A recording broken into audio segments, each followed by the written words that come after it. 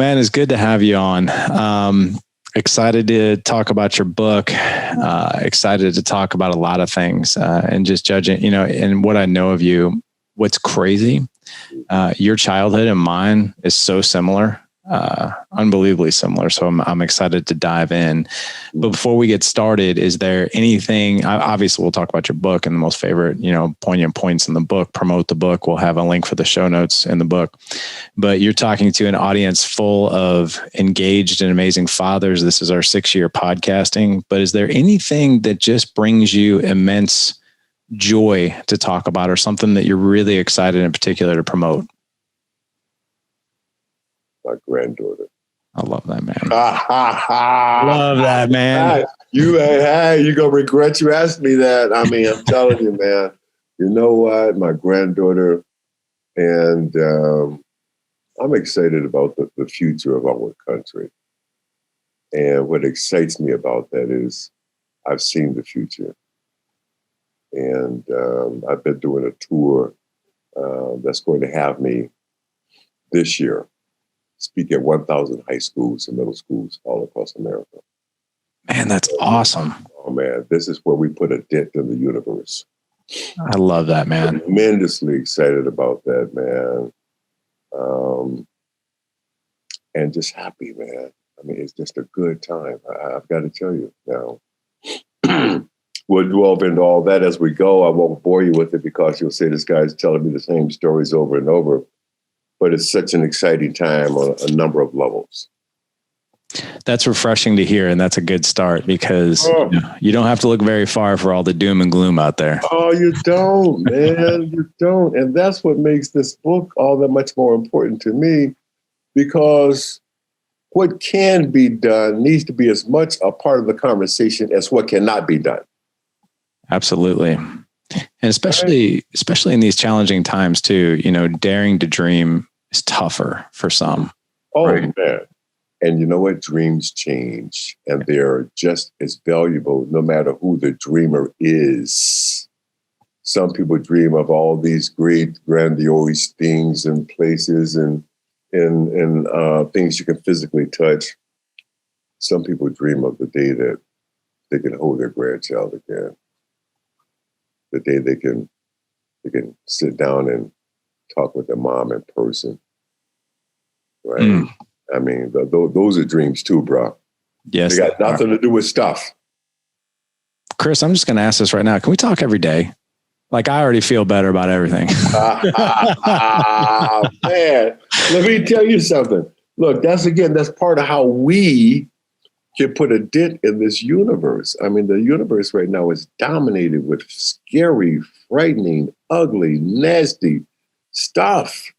There's no place you can go and not be bombarded with gloom. So you have to make your own sunshine, and you have to share it sometimes.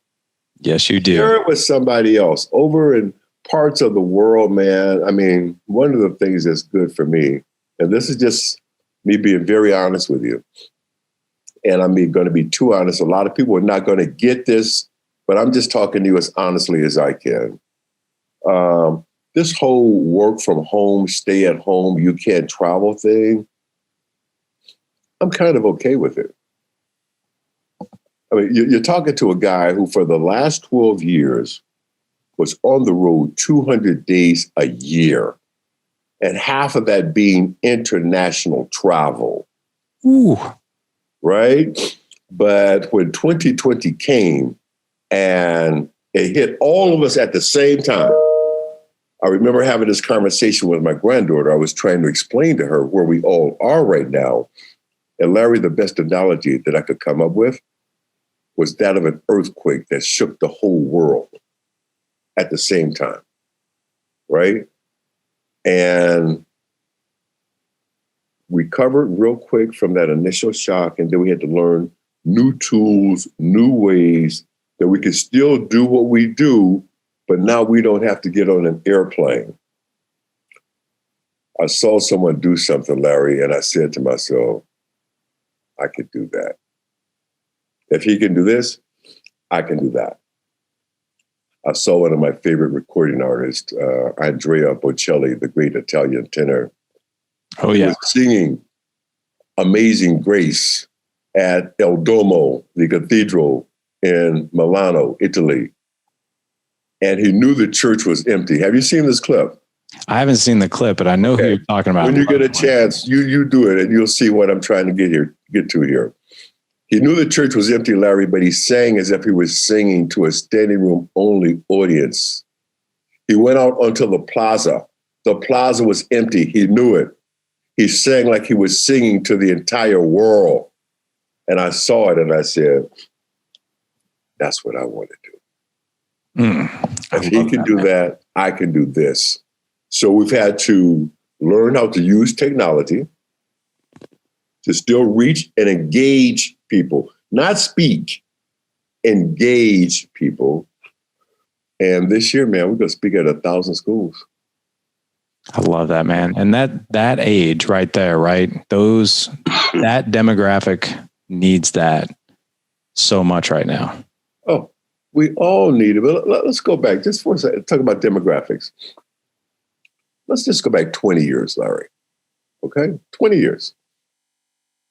The children born in the year 2000 were conceived in a storm. Think about that. 1999, we were all freaked out about something called Y2K. Remember that, Larry? Oh, now, yeah. we laugh now. It's a non-event, right? Right. But at that point in time, we were all freaked out. Everything that used a microprocessor or a chip to function was going to fail. The banks were going to collapse. Utilities were going to collapse. All government records were going to be lost forever. It turned out to be a non-event. My point is, those children born in 2000 were conceived in the storm of 1999.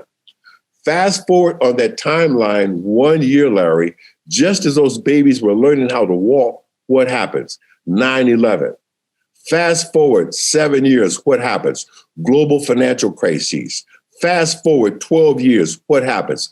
Politics, polarization, and a pandemic. What's the one big constant in that line, Larry? Is change. Mm-hmm. Big, dramatic, frightening change. The good news is there's never been another generation better prepared to embrace, create, or demand change than this generation coming up right here. You just look at that timeline, change is in their DNA. So when I say I've seen the future on this tour, man, back to high school, I've looked into the eyes of the future. I've shaken hands with the future. I've heard the voices of the future. And I have to tell you, in America, the future is bright. The future is bright, baby. Some people might say that's, might not want to buy into it. Well, to those people, I say, then get off the field and get out the way, because the bench is deep and they came to play. In America, the bench is deep. They're coming, Larry. I love it, man. I think we can just end the interview right there, because we just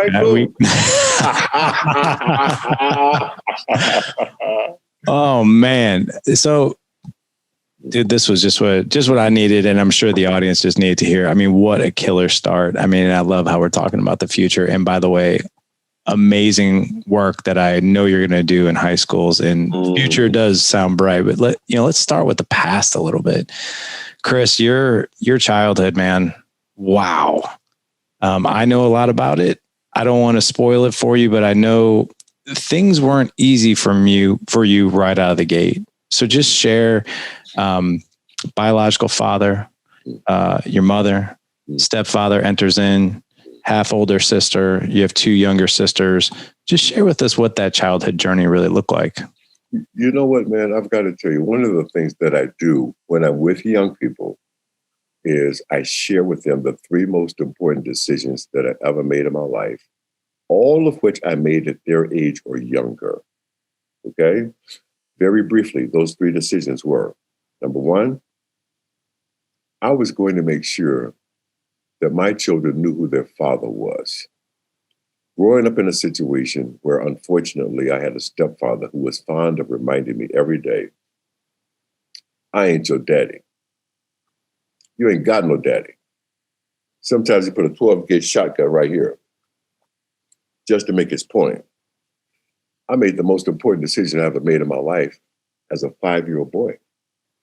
That decision was, when I grow up, become a man, and have children, my children are going to know who their father is.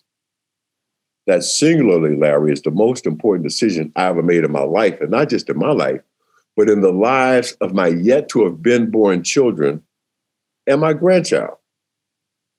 That decision had generational impact, because when I made the decision to break that one link and that chain of cycles that had plagued my family, breaking that one link of child abandonment allowed me to break all of the other associated links, including child abuse, domestic violence, alcoholism, illiteracy, fear, powerlessness, and generational poverty.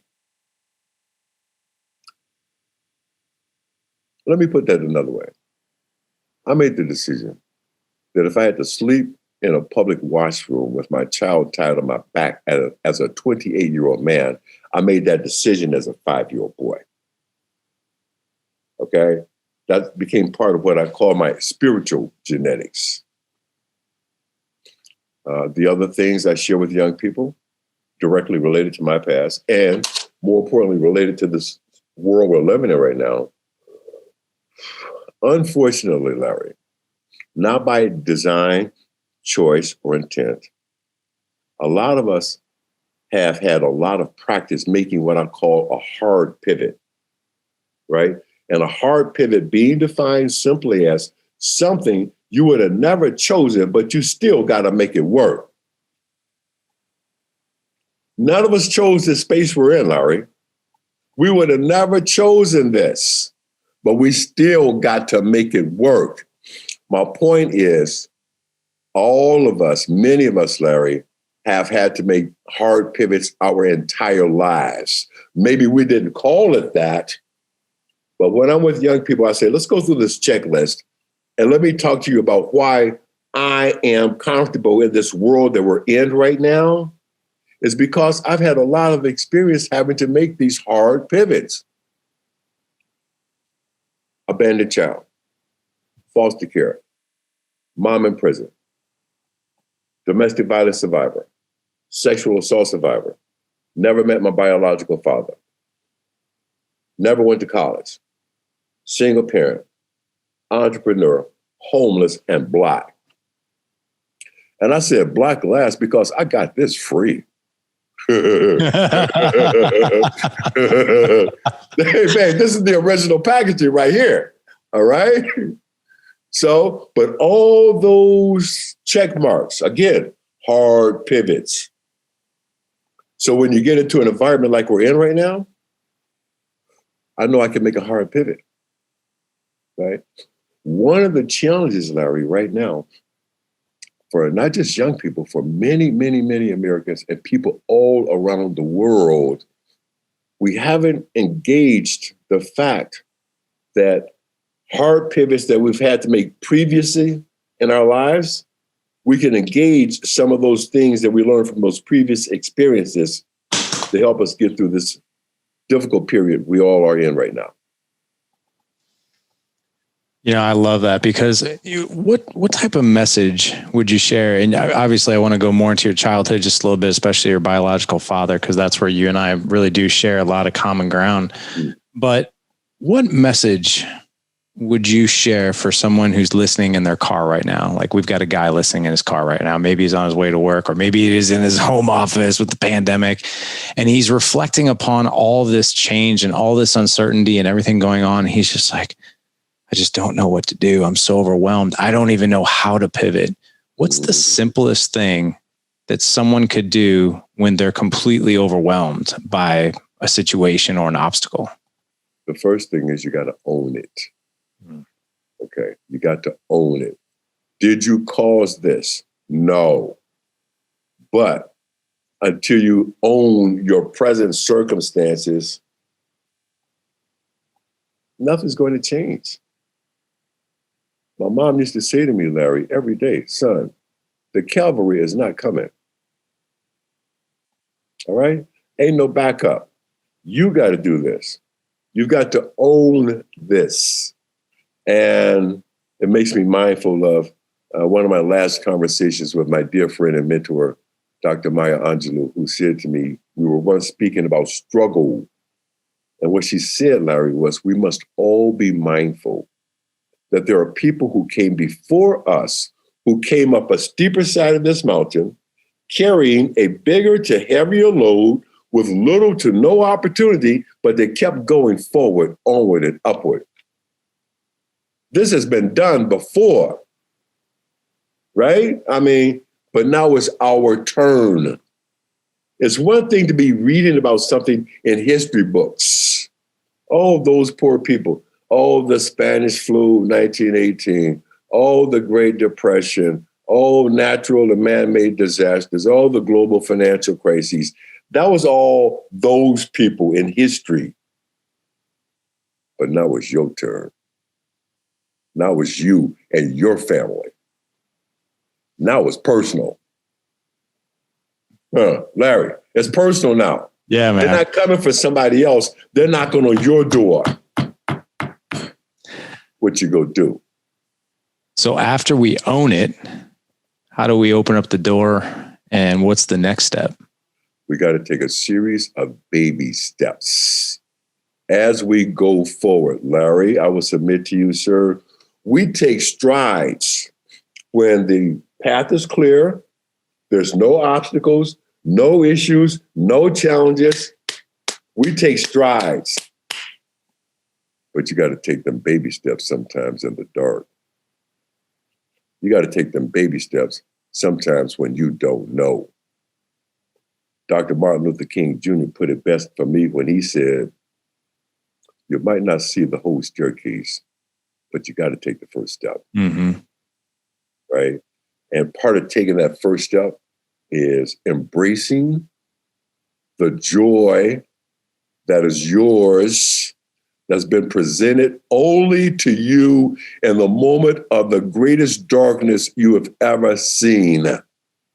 Give you a little for instance. My son and I. Matter of fact, let me back up one second, just for any movie buffs in the house to give you some real flavor here. In the film, Jaden Smith plays my son as a 5-year-old. They did that for the dialogue between the characters. At this point in our journey, my son was 14 months old. He was still in diapers. Oh my gosh, I did not know that. Okay, now that changes everything. That's a whole different situation. And after a year, Larry, of living on the streets, train stations, bus terminals, hotel lobbies, public libraries, sleeping in the park at Union Square if the weather permitted, we got our first home. And a couple of things, man. My son had gotten used to seeing me carry everything that we owned, everywhere we went, every day for a year. But on this day, Larry, we get up to walk out of the house, and I'm not carrying anything. And my little boy, he got upset. He says, Papa, you forgot this. We have to bring our stuff. I do not know the words to express to you what it feels like to be able to say to your son, no, son, we got a key now. We're home. We don't have to carry stuff anymore. That's a baby step, but a huge victory, right? Celebrate that. I'll never forget, man, you're making me think about all this stuff. So remarkable. Today's my son's birthday. No way. But you're making me think about all this stuff, man. I'll never forget. We got home, and I'm thinking we're going to be okay. Okay, maybe we're going to turn the corner here. We're going to be okay. I got home, Larry, and only to find out that our local utility, Pacific Gas and Electric, couldn't wait another day to get that $19 I owed them and turn my lights off. Okay? Now, after a year, of the most intense struggle of my life, I began to doubt myself for the very first time. I had to give my little boy a bath by candlelight, right? And I'm washing this baby up, Larry, and I'm asking myself these doubting questions for the first time. How much longer can I do this? Mm-hmm. Where am I trying to get us to? What's going to happen next? And my son picks up on it. He stood up in the bathtub, he looks me in the eyes and he says, Papa, you know what? You a good papa. Man, that was all I needed, bro. That's all you need. That's all I needed. That's one of them things my mama would say, boy, if that don't get your fire going, your wood must be wet. Right? I'm actually writing down all these quotes, Chris, because these are gold, man. Hey, man, but this whole idea, baby steps, that was a baby step. And I had to own that. I was being given permission to dream by a 2-year-old kid. And to show you how karma has GPS, that utility company, PG&E, last year they had to file bankruptcy. Mm-hmm.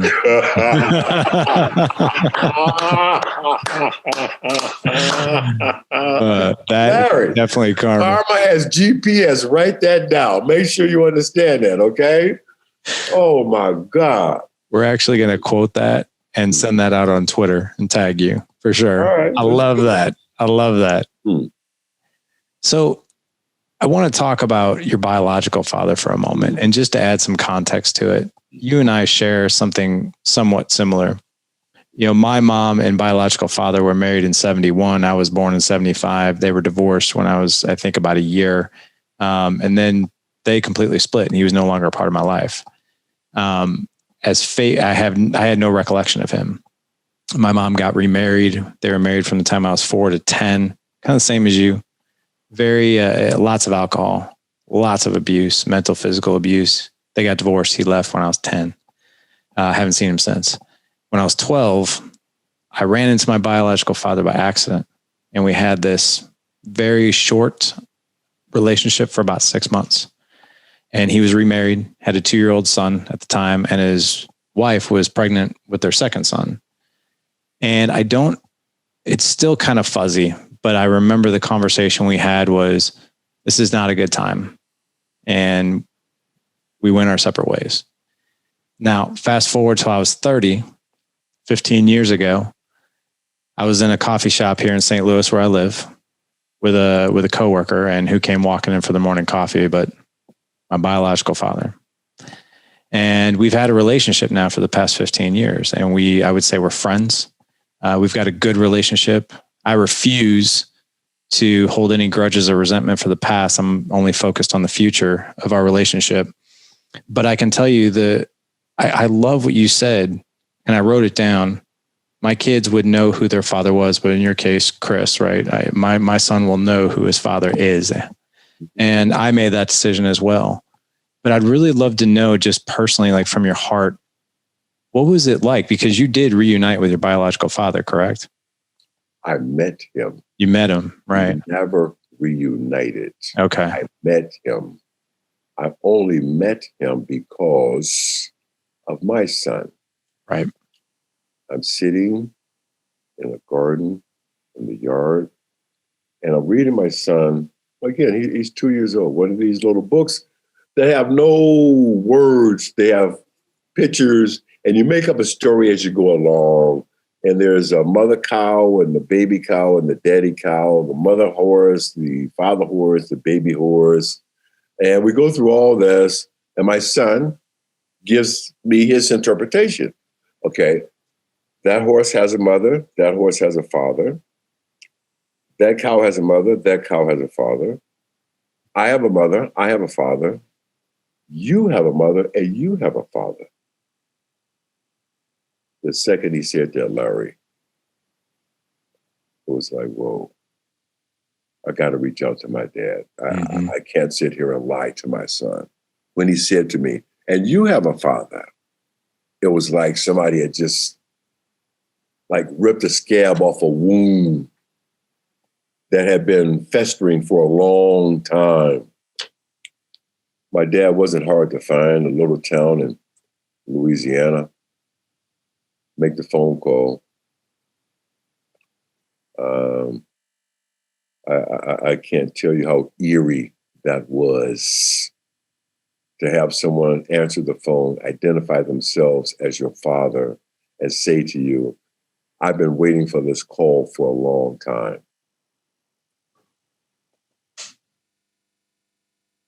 Okay, now I'm 30 at the time. Let me make sure I got this right.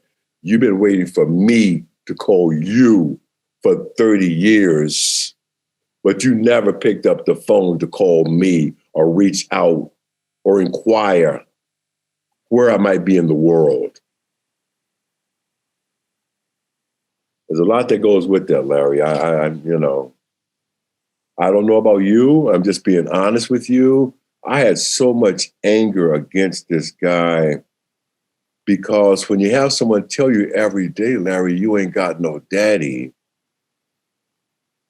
and you got to live like this and take all of that because you ain't got no daddy, I had all this anger, man.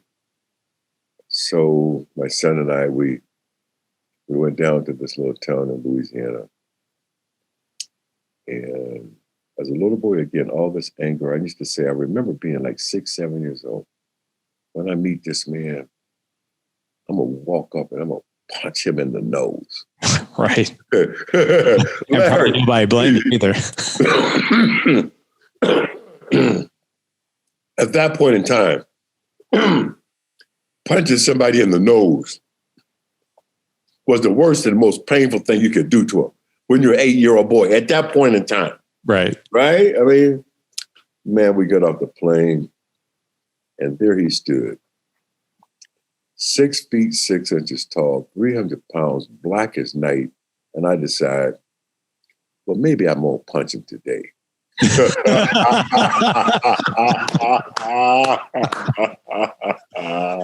Oh, man. Right. But we have this conversation, and I met him that one time, that one visit.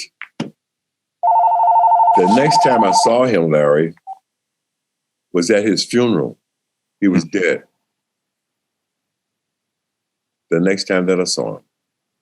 So we never had a relationship. You know what, Larry? I'm so glad you asked me that question, man. Let's talk about this for a second. I was speaking down in Dallas, Boys and Girls Club, East Cliff branch. And a young man stood up and asked me a question. He says to me, do you think your life would have been different if you had known your father? As opposed to what I had shared with them about my coming up. And it caught me off guard, Larry, but I had to be very, very totally open and honest with these young people. I had to look them in the eye and say, you know what? It probably would have been different, but I don't know if it would have been better. My biological father, Larry, I don't know about yours, he had his own issues, right? Maybe it wasn't the alcohol or the domestic violence or the illiteracy and everything that goes with that, but he had his own issues, meaning he could not control himself, meaning he had 8, 9, 10 different children by 8, 9, 10 different women. That's a whole nother issue, Larry. So when that young man asked me, would your life have been better? I had to answer it just like I answered you right now. I don't know if it would have been better. It would have been different, right? But the big point is, you and I made the decision that's not going to happen for our children. Exactly. That stops here. That, Larry, is what I was talking about earlier when I said you got to own this.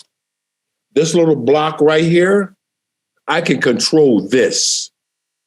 All this other stuff out here, all the names, whatever you want to call it, I can't control that. I can control how I respond to it. But this right here, this is going to work like I say. I love that statement. So upset, man. We need to talk about the game or something. Man, come on. We need to talk about the Super Bowl or something. I know. I got you going. You know, I've had the same question brought to me about that, and there was a man who's in our mastermind that shared something with me that I thought was so interesting, and I'd never heard of it. And I don't have any resentment towards my father. Like I said, he's actually a very successful entrepreneur. He's been married to the same woman for 40 plus years. He's raised my two younger half brothers. They're amazing men. I think he did the best he could in that time of his life, and he made decisions, unfortunately, he regrets. But I will tell you this. I have literally said those same words. I have 4 boys, 14, 13, 7, and 4. And I've said the same thing. This will not happen on my watch. And getting back to the guy who's in our mastermind, he's like, have you ever played the Unblamed Game? I was like, what is that? He's like, the Unblamed Game is this. Think of something in your childhood or something that's happened to you in your life. Maybe it's a spouse, maybe it's a brother, maybe it's a relative, maybe it's a parent, right? And there are things that maybe have damaged you in some way, shape, or form. What if you took a moment and thanked them for the gift of maybe pain that they gave you, and ask yourself, would you be doing what you're doing today if it wasn't for them? And he said, close your eyes, reflect on that. And I'm not a big crier, but that brought tears to my eyes, because I was like, holy crap, man. Like, I would not be doing what I'm doing right now. And I probably wouldn't be the father for these kids, for these 4 crazy boys that I strive to be every day. So it's because of that struggle, and your life especially. I mean, everything, even the movie and your book depicted, got you to that place of success. And perhaps that wouldn't have happened had all those crucibles happen, and those, as your words, pivots happen for you. That is the blessing, the blessing of the curse. All right. I've thanked God on my knees when I say my prayers for my stepfather, because he also showed me what I did not want to be. Yep. He showed me what I would not become. Mm-hmm. Right. And because of him, that made me the father that I've tried to be to my children. That's the blessing of the curse. I don't know if you can say those 2 words in a sentence, but for me, that's how I will put it, because that ends here, right? I mean, so many of these cycles, man, are generational. And we're in this new space right now. And I mean, not to get off the subject, we're seeing generational homelessness right now in America. Children who've been raised, who've never lived in a home, right? Never lived in a home. That place that you're in right now, that little cozy little space that you're in, and this cozy little spot that I'm in, never lived in a home, generational. All these cycles are only going to get more and more exposed as we go forward. But that again, man, growing up as a kid, and prior to going into the military, where I spent some of the best years of my life in the U.S. Navy, the worst violence that I'd ever seen in my life was domestic violence. Mm-hmm. The worst violence I'd ever seen. Not out on the streets, not gang stuff, not, no, at home. I had the experience again on my tour. Did something, Larry, I never do. And I can't say never, because I've committed to doing it now. So I got to let that go. But I'm going to be including elementary schools in our tour. Nice.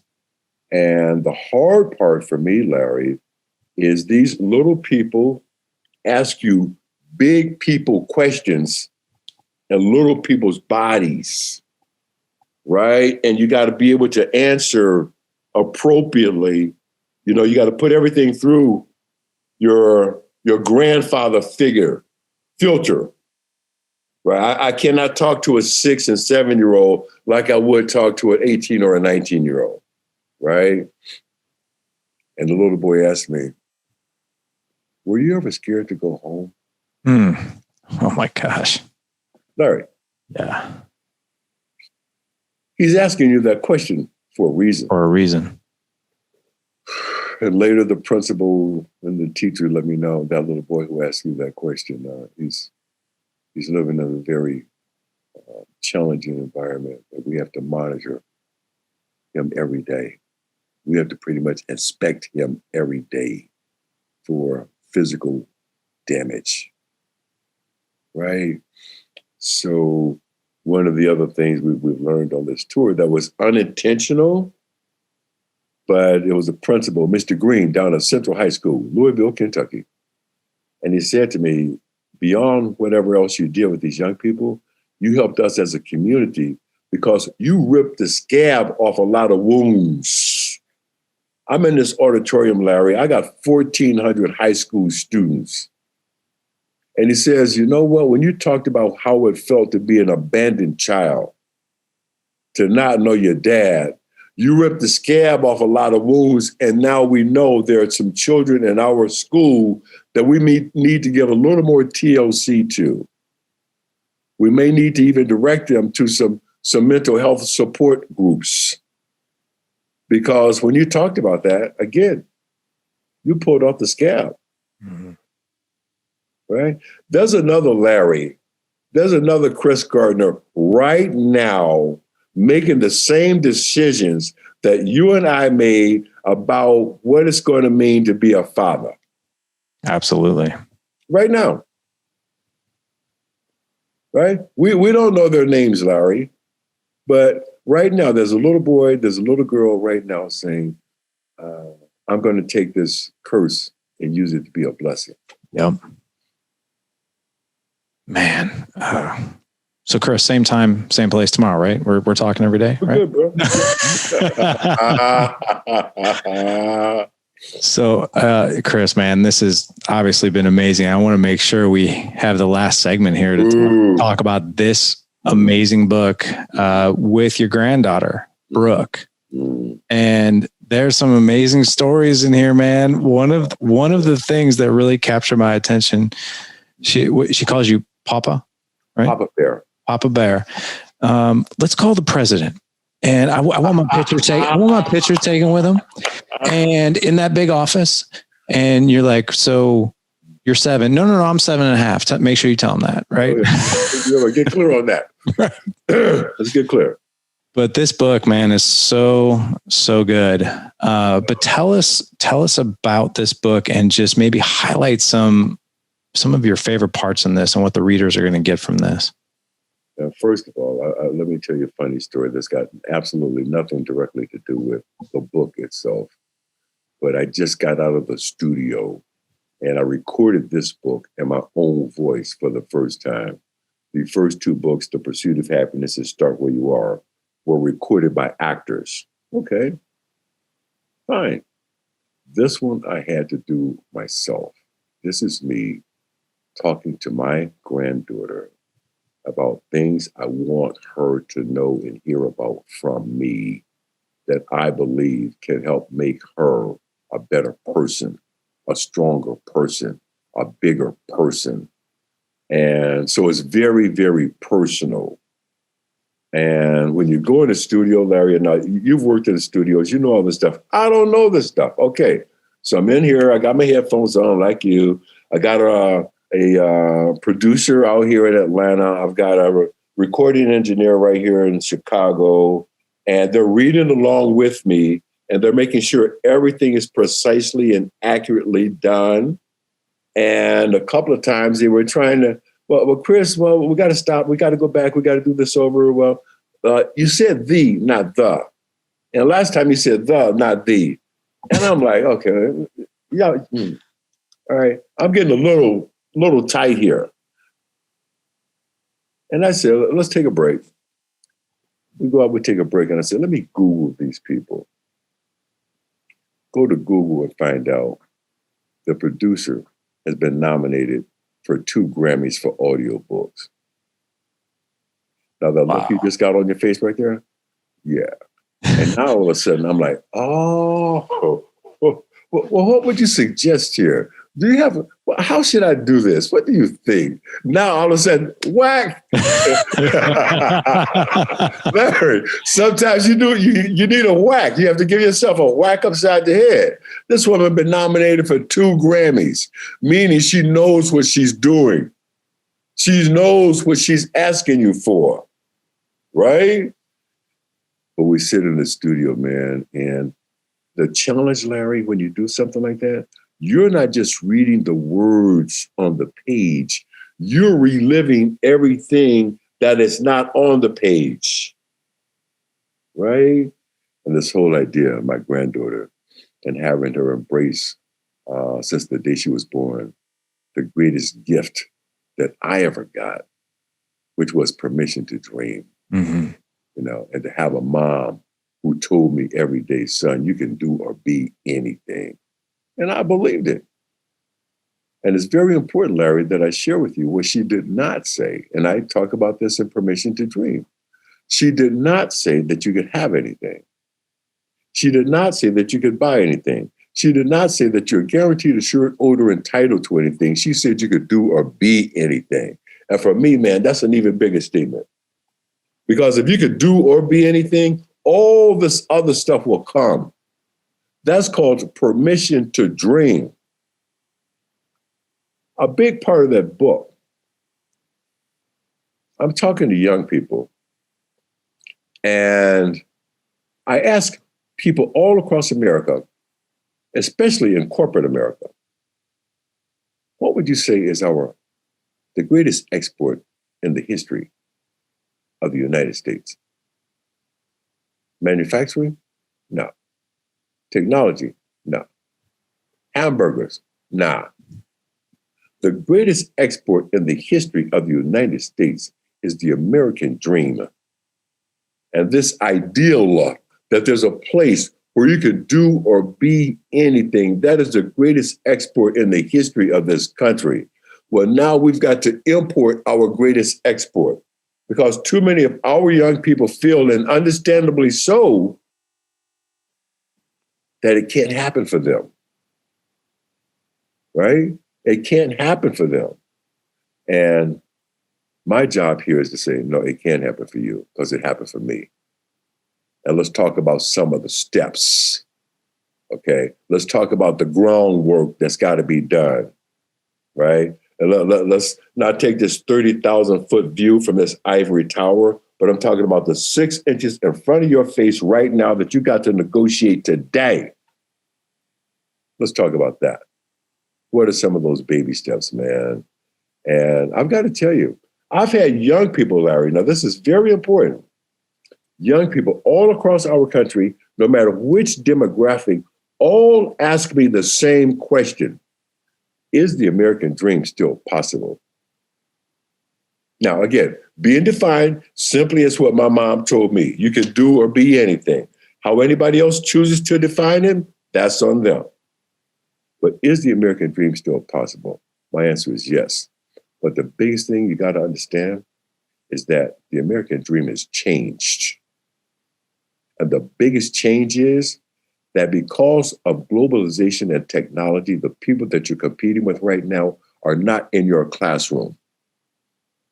Because of globalization and technology, the people that you're competing with are someplace all around the world. And while you are off being young, enjoying yourself as you're perfectly entitled to do, you got to know that the people that you're competing with are someplace grinding.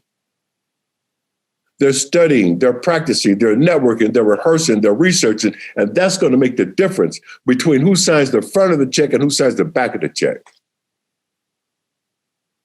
Larry, that's going to make the difference between who calls the meeting and who's got to go to the meeting. That makes the difference between what's on the agenda and who sets the agenda. And when you put it to them like that, Larry, you see the lights come on. Huh? And have a young man or a young woman come up to you and say, God, I just never thought of it like that. Yeah. So this whole idea of permission to dream, and it couldn't have come at a better time, Larry, in our country's history, because for a long while, we've just kind of been in this darkness making noise. All right. And one of the things I'm real careful about, I don't go around talking to anybody about politics. One thing I understand about politics, I'm real clear on this, Larry. The red people are red. The blue people are blue. Ain't nothing you can say that's going to change anybody's mind. And then if you say something that they don't like, Larry, then you got to fight. You got to fight them. I mean, shit, I got work to do today. I got to go to school today. I don't have to, I mean, I got 1,000 schools I'm trying to get to. I don't have time to be fighting with you, right?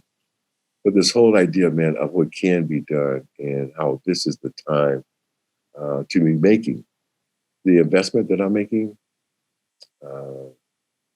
I'm making an alternative investment in human capital. Mm. Okay? You think about this for a second. Let me give you one last, for instance. Now, I know you got to go, but you opened up this door. I'm good, man. I could listen to you all day. You go ahead. I heard somebody say recently that they challenged me on something, Larry. I had to ask myself a very, very important question. I didn't ask myself. The love of my life asked me, Holly, who I dedicated the book to. I got the honor of being her primary caregiver for the last 4 years of her life. And we fought brain cancer. And so many of our last conversations, she would ask me the same question. Now that we can see how truly short life can be, what are you going to do with the rest of your life?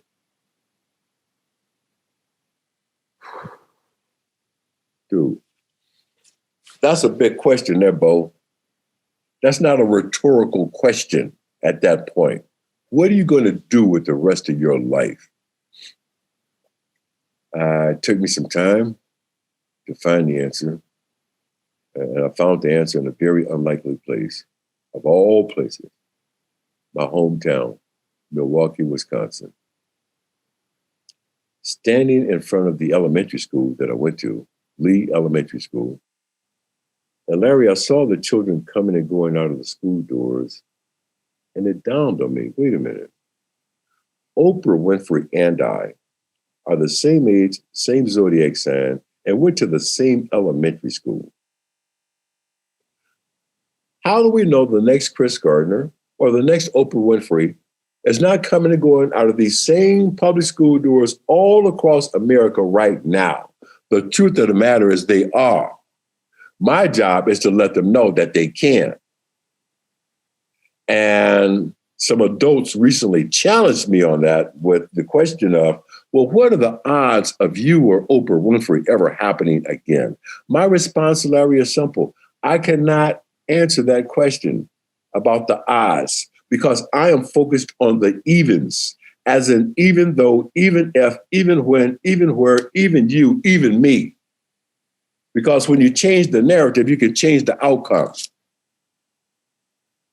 So a direct response to that question and what I'm hoping to do with Permission to Dream, man, let me tell you something. I want to help create the next Chris Gardners. Now, what does that mean? Let's be real clear on that. I don't mean that from some egotistical, narcissistic perspective. What does that mean? That means when a young man comes up to me and says, I want to become a billionaire, I've got to say, I've never done that. I can't help you with that. When a young woman comes up to me and says, I want to become the CEO of a major Fortune 500 company, I've got to say, I've never done that. I can't help you with that. But when a young person comes up to me and says, I want to do something that I love, I'm committed to becoming world-class at it, and I want to work for myself. To that young person, I can say, I've done that. I can help you with that, okay? So, and when I say, man, I'm going to help create the next Chris Gardners, I got to make this point loud and clear. Some of them are going to be girls. Yeah. I love that, man. I know a couple of them. They're coming, Bo. Trust me. Let me ask you this, man. I didn't expect this question to come, but how do I book you at our kids' school here in St. Louis? St. Louis, Missouri? Yes, sir. Man, St. Louis is on the radar. Is it public school? It is. Because public schools come first. I'm a public school guy. All these other people with all these other, I don't know nothing about that. All right. St. Louis is definitely on the radar because you said so. All right. Hey, man. Yeah. Man, let me tell you, see, look, now I know you start giving me the stuff. Now we got to go. No, we're not going anywhere. No, you got me going on this thing. Man, back to high school. Think about that for a second. Man, you know how this all started? I mean, back to that question of what are you going to do with the rest of your life? I said I wanted to do 100 schools. Okay. My team, I got a team of people, world-class people, who their primary thing is to make sure that I use my time most efficiently and effectively. And they come up with this little MBA mentality. Okay, here's what you're going to do. You're going to go to the East Coast. You'll do 10 schools each: New York, Boston, Philadelphia, DC, and Baltimore. Then you go to the West Coast: Seattle, San Francisco, Oakland, LA, San Diego. 10 cities, 10 schools. That's 100 schools. You're done. Then you can get back to work. And I said, no, that's not what I want to do. All right. I mean, I'm a product of the Midwest. Okay. I'm from where, a lot of folks call us flyover country. Right. But I know how important permission to dream was to me. And as a result of that, man, I've been some places you ain't never heard of, son. I'm talking Fitchburg, Massachusetts, Fairmont, Minnesota. I mean, I'm talking about Carbondale, Illinois. Before this thing is over, I'm going to sing that old Johnny Cash tune. I've been everywhere, man. So look, St. Louis is on the radar, but I got to hop. I know you got to get to your next presentation, Larry, but thank you so much, man. Oh, man, this is awesome. What do we need to do to get back with you before this book comes out? Because we got to pound the drum on this one. Oh, man, this book or this particular podcast is going to release the exact same week your book comes out. Right, so it will be there in the show notes for our amazing audience. They will. I know they will support you and they'll pick up a copy of this book. But just so if any of the men in the audience, I believe actually this particular podcast, it's right at the 700 mark. We've done 700 podcasts. But as far as I know, men always enjoy connecting with, following you on social media or whatever it is that you'd like to promote that they can go pick up or do. So I want to give you a minute here just to share where's the best place for men to just follow you and your journey and what you're doing. I am easy to find on any social media platform. CEO of Happyness. With a Y. With a Y. With a Y. Right, with a Y. Okay. All right, man. I'm out, Larry. All right. Thank you, Chris. Love you, man. Amazing. And look, you got 4 boys. Dude. 4 boys. That's called a gang. It's called a crew. You rolling up there with 4 dudes? It's either a gang or it's like a drunk fraternity house at times. Okay, we'll talk later, Larry. All right, love you, man. Thank you so much. All right, Chris. See you. All right, bye.